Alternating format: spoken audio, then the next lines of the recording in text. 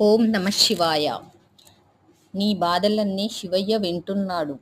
నిజమే, నువ్వు పడే బాధలన్నీ శివయ్యకు తెలుసు. కానీ ఒక్క విషయం గుర్తుపెట్టుకో, శివయ్య లేడు అని ఎప్పుడూ బాధపడకు. నీ వెన్నంటే శివయ్య ఎప్పుడూ ఉంటాడు. ఎలాంటి సమయంలో అయినా తండ్రి పరమేశ్వర అని పిలువు.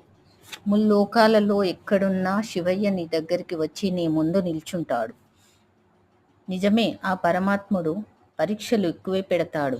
అవి నువ్వు నెగ్గాక ఆ పరమాత్మని గురించి నీకు తెలుసుకుంటావు. ఓం నమ శివాయ.